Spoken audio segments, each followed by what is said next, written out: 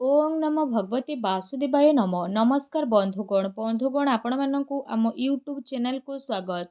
बंधुगण आजिर भिडियो आमे आपण मानकु कहिबु 8 तारिख दिनटी आपणकर किपरि कटिबो कि आजिर दिन आपणक पई किपरि साब्यस्त हेबो ता सहित केउ केउ क्षेत्र रे आपणकु फायदा मिलिबो केउ सबु जिनिस रे आपणकु सावधानता अवलंबन करबा पई पड़िबो आपणकर लव लाइफ किपरि रहिबो कैरियर किपरि रहिबो बिजनेस आउ व्यापार किपरि रहिबो ता सहित स्वास्थ्यर किछि महत्वपूर्ण इनफॉरमेशन मध्ये आमे आपण मानकु देबु आउ वीडियो शेष रे आमे आपण मानकु किछि उपाय विषय मध्ये कहबु जहा द्वारा आपण आजिर दिन को आहुरी अधिक शुभ और मंगलदायक साब्यस्त करि परिबे।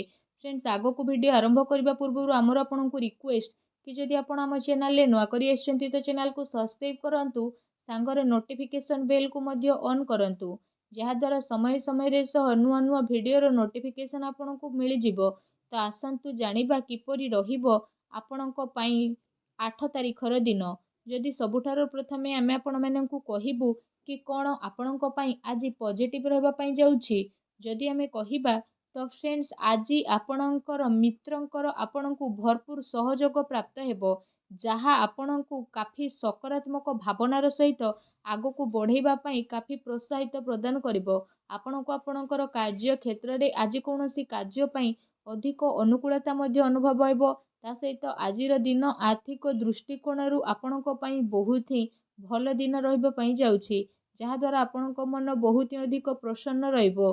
आपणकर आर्थिक स्थिति रे काफी अनुकूल परिवर्तन देखा देबो आउ आपणकर व्यवसाय रे मध्ये वृद्धि घटिबो आमदानी रो स्रोत रे लाभ हेबो ता सहित आपण आर्थिक रूप रे विशेष भाव रे भल सामंजस्य बनै कि ही रखिबे ता सहित आपणकर साक्षात आपणकर मामू आउ मौसी घर पक्ष लोकंक सह होई मध्ये पारे जांक सह मिसिकी आपणकु काफी खुशी अनुभव हेबो आउ आपसे आपणकर कोनोसी कार्य रे मध्ये सहाय्य सहयोग प्रदान करिवे ता सहित धार्मिक कार्यकलाप रे आपणकर वृद्धि हेबो आपणकर से सबुरे खर्च मध्ये होई पारे संघर्ष करिबा परे कार्य रे आपणकु सफलता विशेष भाव रे दिन रे प्राप्त हेबो।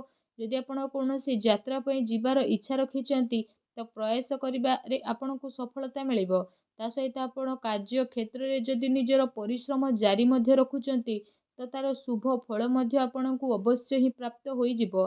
फ्रेंड्स एहा आपणकु मानिकी रखिबार रहिछि कि ए दिन पूर्ण रूप रे जदि कहिबा आपणक पई रहिछि बास आपणको आपणकर भल प्रदर्शन प्रत्येक क्षेत्र रे देबा पई पड़िबो तेबे आपण तार परिणाम स्वरूप प्राप्त होतुबा सबु सुख को बहुत भल भाव पाई परिबे।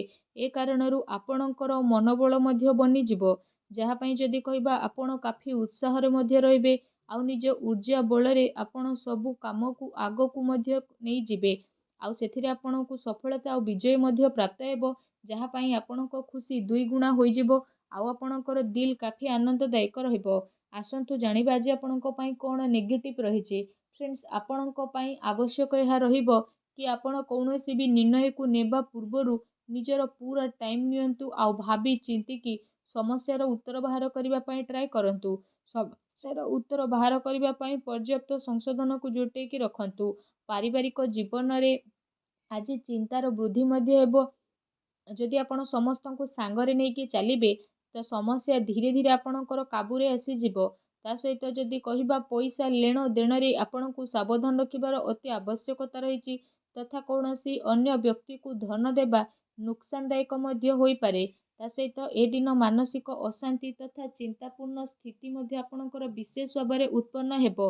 एहा सहित कौनसी प्रकारर निर्णय नेबा पूर्वरु आपणको केते थर भाबी चिंती कि आपणको आपणको विचार नेबाको पड़िबो एहा आपणको पई काफी फायदामान साब्यस्त हेबो।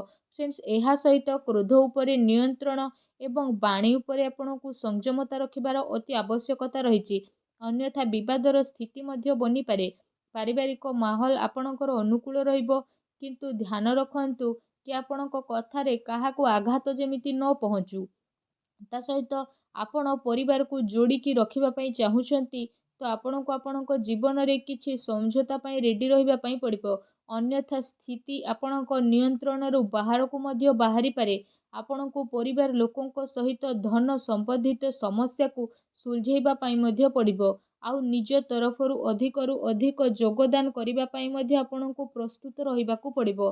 ଫ୍ରେଣ୍ଡସ୍, ଏହା ସହିତ ଉଚ୍ଚ ଶିକ୍ଷା ପାଇଁ ପ୍ରୟାସରତ ଲୋକଙ୍କୁ ମଧ୍ୟ ଅଧିକ ପ୍ରୟାସ ରଖିବାର ବିଶେଷ ଆବଶ୍ୟକତା ରହିଛି ତଥା ପ୍ରତୀକ୍ଷା କରିବାକୁ ପଡ଼ିବ, କାହିଁକି ନା ସେମାନଙ୍କ ପାଇଁ ବହୁତ ଅଧିକ ଅବସର ବିଶେଷ ଭାବରେ ଦେଖା ଦେଉନାହିଁ।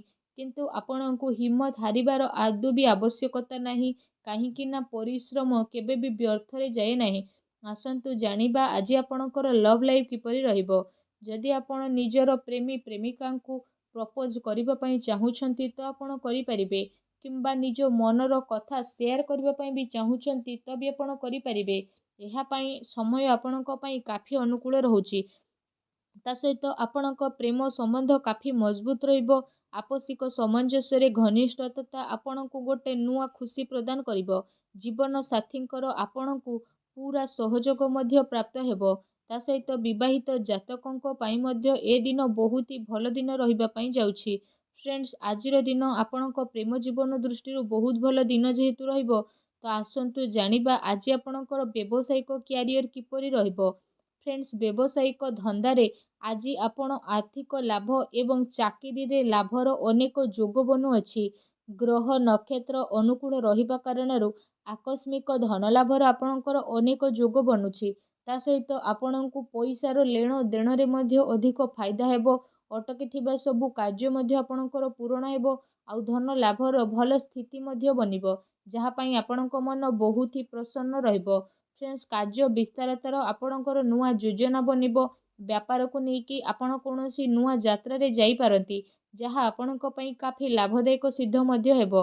ଏହା ସହିତ ଯଦି କହିବା, ଆଜି ଆପଣ ପ୍ରପର୍ଟିରେ ମଧ୍ୟ ନିବେଶ କରିପାରିବେ, ଯାହା ଭବିଷ୍ୟତରେ ଯାଇକି ଆପଣଙ୍କ ପାଇଁ କି କାଫି ଲାଭଦାୟକ ସିଦ୍ଧ ହେବ। ଚାକିରି କରୁଥିବା ବ୍ୟକ୍ତିବିଶେଷଙ୍କ ପାଇଁ ଆଜିର ଦିନ ବହୁତ ହି ଭଲ ଦିନ ରହିବ। ଫ୍ରେଣ୍ଡସ୍, ଆସନ୍ତୁ ଜାଣିବା ଆଜି ଆପଣଙ୍କ ପାଇଁ ସ୍ୱାସ୍ଥ୍ୟ କିପରି ରହିବ। ଯଦି କହିବା ବୁଦ୍ଧିମାନିର ସହ ଆପଣ ଊର୍ଜା ଶକ୍ତିର ପ୍ରୟୋଗ କରିବେ, ତେବେ ଆପଣଙ୍କୁ ଶାରୀରିକ ରୂପରେ କୌଣସି ପ୍ରୋବ୍ଲେମ୍ ଯେମିତି ନ ହେଉ, ଆଉ ଆପଣଙ୍କର ଜୀବନ କାଫି ଖୁସି ଭରା ବନିକି ରହୁ।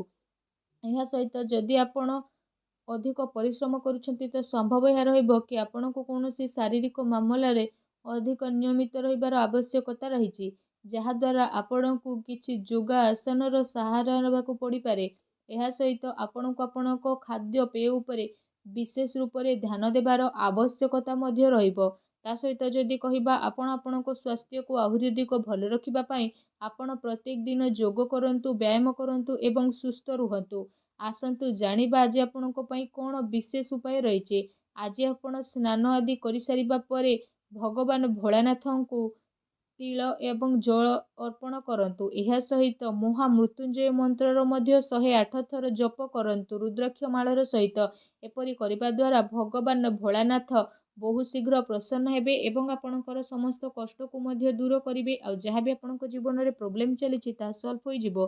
ଭିଡ଼ିଓଟି କେମିତି ଲାଗିଲା କମେଣ୍ଟ କରିକି ଜଣାନ୍ତୁ। ଚ୍ୟାନେଲରେ ନୂଆ ଆସିଥିଲେ ଚ୍ୟାନେଲକୁ ସବସ୍କ୍ରାଇବ୍ କରନ୍ତୁ। ଧନ୍ୟବାଦ।